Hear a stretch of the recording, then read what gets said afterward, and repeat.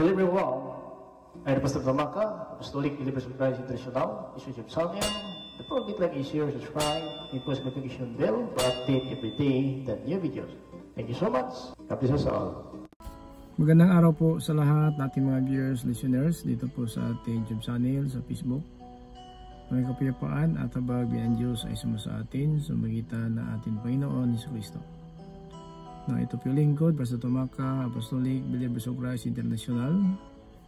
Mga kapatid, sa bawat araw ay patuloy po tayo na nagpapasalamat sa Panginoon una sa lahat. Dahil po isang mabuting bagay na magawa natin sa paningin ng Diyos, ang pagpuri sa Kanya at magpapasalamat ay po sa Psalms 92 verse 1. Mga kapatid, kumusta po kayo? Sana sa mabuti kang kalagayan sa mga panahon na ito. Samantayo naroroon, ang Panginoon sana ay palaging gabay natin dahil ang Panginoon ay nakatingin sa mga matuwid at nakatingin at nakikinig siya ng kanilang mga dalangin. Kaya dapat tayo umuwi ng matuwid dahil po kung ang ating Panginoon talaga ay salungat sa Panginoon, ay ang Panginoon din ay salungat sa ating mga hinahangad at ating mga pangarap. In 1 Peter chapter 3 verse 12, ang Panginoon ay nakatingin sa mga matuwid at pinapakinggan niya ang kanilang mga dalangin, subalit ang Panginoon laban sa magumagawa ng masama. Kaya iwasan ang masama sapagkat hindi makapagsaklolo sa ating kaagad ang ating mga magulang, ating mga kapatid, kaibigan, kamag-anak. Hindi po kaagad sila makapagsaklolo sa atin, subalit ang Diyos kaagad makasaklolo sa atin sa oras ng kagipitan, sa oras ng sakuna, sa oras ng mga pangyayari na hindi po natin nasahan. Now, tumawag man tayo sa ating mga magulang, kahit sabihin natin 1 kilometro lang, mahirap tayo masakluluhan kaagad. Subalit ang Diyos, kahit seconds lang po, ay maaari tayo sakluluhan ng Panginoon na ating Diyos at iligtas tayo sa mga masama. Ngayon mga kapatid, ang layunin ng Diyos sa atin na sana po sa bawat araw magpatuloy po tayo na umaasa at gawin natin kung ano ang mga utos ng Diyos dahil nangarap po tayo, dahil tayo po marami tayong hinahangad, marami tayong sabihin natin inaasahan na mga bagay na sana makamtan. So, subalit mga kapatid, hindi natin makamtan yun, mga bagay na yun, kung hindi po ipagkaloob ng Diyos. Tamang ang Biblia sa Proverbs chapter 16 verse 1, na sa tao ang pagpaplano, subalit sa ating Panginoon Diyos ang kasakatuparan. Ito pibibigay po sa atin at hindi man. Kaya gagawin natin mga kapatid, sa bawat araw, mamuhay tayo ng matuwid at maka-Diyos, maayos, upang ang biyaya ng Diyos talaga ay ating makamtan. Now, sabi ni Apostol Juan, 1 John chapter 3 verse 22, na matanggap natin ang ating kahilingan sa Panginoon at ibigay ng Panginoon sa atin ating mga pangarap dahil sinusunod natin ang kanyang mga utos. So, yun po ang sikreto.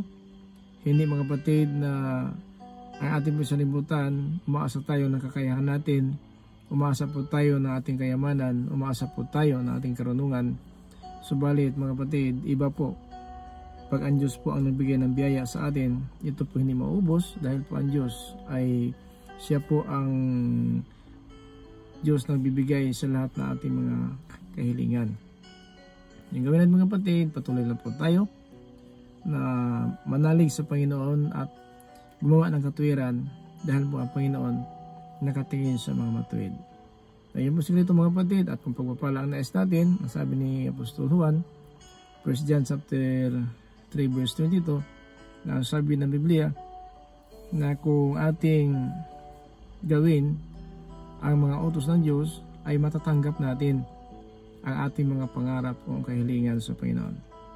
Na hindi po tayo magpapagod, kasi ang salimutan, minsan ang linggo, patatrabaho po sila para po makamtan talaga ang mga pangarap sa buhay.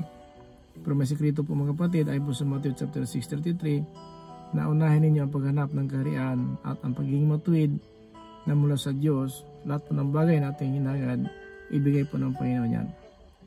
So, hindi po na tayo maghihirap Hindi tayo talaga na sabihin natin magpapagod ng mga panahon na halos na hindi po tayo magpahinga para makuha natin ating mga pangarap. Hindi po yun ang sikreto.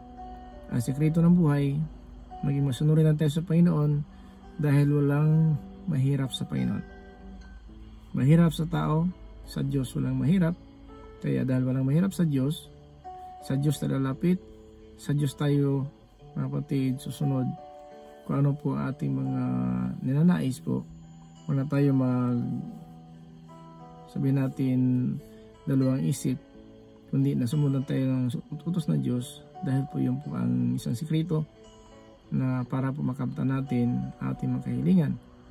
Na bawat araw naman tayo nagtatrabaho, nangarap tayo, magkaroon tayo ng bagay, sana makamtan natin ng mga bagay, pero ang Diyos lang po nakaalam. Ayon po sa Proverbs chapter 16 and verse 1. Yung kaya hanggang na nandito pa tayo sa libutan, makinig tayo ng aral ng Diyos para maisagawa natin ang ating mga napakinggan, dahil po hindi po natin magawa ang kalooban ng Diyos kung hindi po tayo makinig ng kanyang mga utos. Kasi ang utos ng Diyos nagbigay sa atin ng kaligtasan, nagtuturo ng kabutihan para pagpapala ating makamtan. Now, sana mga kapatid, sa ganitong paraan, itong ating mga video na ating ginagawa, ating pinopost ito sa YouTube channel, sa Facebook. Sana ibigay po sa ito ng karagdagan, ng kaalaman, karunungan, upang naambiyayan ang Diyos talaga ating makamtan. Na hindi po uli ang lahat, habang may pag-asa, is Ecclesiastes, Kabanata 9, talata 4, habang buhay ang tao, may pag-asa. Dalbay pa tayo, ang pag-asa natin ay ating pumakamtan. Kasi pag napatay na po tayo, haharapin na po natin ang hatol kung anong ginawa natin habang namumuhay tayo dito sa sanlibutan. At mga kapatid, hindi po tayo nag-aksaya ng panahon dahil natin alam hanggang kailan tayo alisin ng Panginoon. Subalit ang Biblia nagsasabi, 70-80 po ang ating mga karawan dito sa sanlibutan kung mamuhay tayo ng matuwid. Dahil po yung sinabi sa Mr. David is Psalms 90 and verse 10, ay mga araw 70 taon, o kung malakas pa kami, aabot kami ng 80 taon. So yun po ang sabi ng Panginoon. Kaya huwag na tayo magdalawang isip, mamuhay lang tayo ng matuwid, sumunod ng kalooban ng Diyos, kasi pagpapala ng buhay natin nasa Panginoon po. So yun po sinabi po sa Proverbs chapter 3 verse 1 up to 3, na sundin lang po natin mga kapatid anong utos ng Diyos, sabi ito nagpapahaba na ating buhay sa ibabaw ng lupa. Susundin at ilagay natin sa ating isipan, sa ating kamay. Ibig sabihin ang Biblia ay nahawak-hawak po natin at ang isip natin ay nakatanim sa ating isipan kung ano ang utos ng Diyos. At ito po magpapalao ng buhay natin sa ibabaw ng lupa. Sana mga kapatid nakatulong po ito sa atin, itong mga video na ating ginagawa sa bawat araw. Sana mga kapatid, ito po ay pag-inabangan natin. Huwag sayangin ang pagkataon, huwag sayangin mga kapatid ang panahon na dito pa tayo sa limutan. Ito po ang purpose, sila po tayo sa limutan para po tayo sa kanyang kalahatian. Isaiah 43 verse 21, na likha ko ang tao para sa akin upang magpuri sa akin. Ay mga kapatid, ang mensahe ng Diyos para po sa atin lahat. Sana po huwag tayo magdalawang isip. Lumapit sa Panginoon, pag-isihan na po natin ating mga kamalian, tanggapin ang kapatawaran, itong bautismo sa pangalan ng ating Panginoon Kristo, matanggap natin kapatawaran, ating Espiritu Santo, ipagkaloob sa atin, na magtuturo sa atin sa bawat araw na pamumuhay. Hirap tayo maging salungat at huwag tayo mag-iba ng direksyon ng Biblia.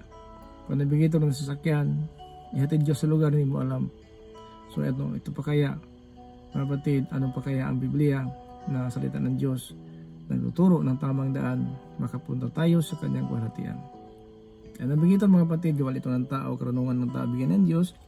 Pero kung saan ka magpunta, hindi mo alam ang lugar pupuntahan mo, search mo lang sa navigator ang postal code o telephone number, ihatid ka na doon sa lugar na gusto mong puntahan. Ang Biblia din, bigyan ng Diyos sa atin navigasyon ng buhay natin, kung sa ating kaharian ng langit, turuan tayo ng Biblia para makapunta tayo doon na ating inasahan destinasyon.